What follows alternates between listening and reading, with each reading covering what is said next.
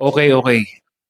Regarding dun sa mga member ng ating community na nagtatanong about dito sa bukol. Bukol, kung hindi ka pa nagpapa-biopsy, I strongly suggest, wag na talaga. Pero kung nire-recommend sa'yo na magpa-biopsy ka, ikaw po ang magdesisyon. Pero yung tinulungan ko, ire-repost ko yung video ng taong natulungan ko, hindi na siya talaga nagpa-biopsy.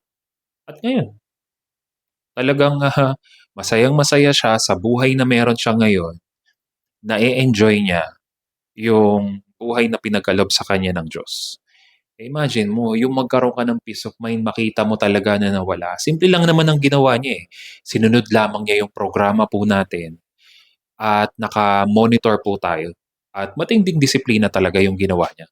Kaya po dun sa mga gusto po talaga, may coaching fee po kasi tayo.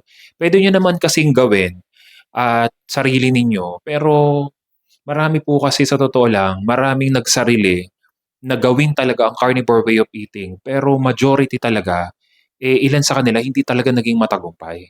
Hindi porket nakikita mo sa social media na kain sila ng kain ng karne, yun na, hindi. May tamang proseso po tayo. May tamang proseso po tayo. Hindi lang basta, madali lang naman yan. Di ikaw, kung naging matagumpay ka sa madali-madali mo, pero ilan sa mga gumawa ng carnivore way of eating para matulungan yung kanilang health issue, yung ilan, dumudugo ang pupo, tumaas ang uric acid, di ba? Tapos, nagka-skin rashes. Tapos ano pa, nag-LBM, severe diarrhea.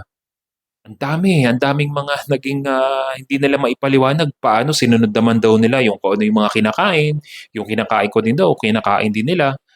Pero papaano ba yung tamang proseso? So diyan na po papasok yung pagbibigay natin ng guidance dun sa ating mga kababayan kung ano yung tama talagang proseso. So hindi lamang yung kung may bukol ka, hindi lamang yung ma-address. Lahat ng iba pang mga health issues po ninyo, ma-address po ninyo siya. Pero siyempre hindi naman natin masisisi yung iba na gusto na talaga magpa-opera, natatakot sapagkat yung fear talaga na na-insert na talaga sa isip mo na ito yung mangyayari sa'yo kapag hindi mo 'to ginawa, kapag hindi ka nagpa-opera, ano talaga, dadami talaga. Fear, eh. Tapos wala namang sasabihin sa'yo, lahat kainin mo.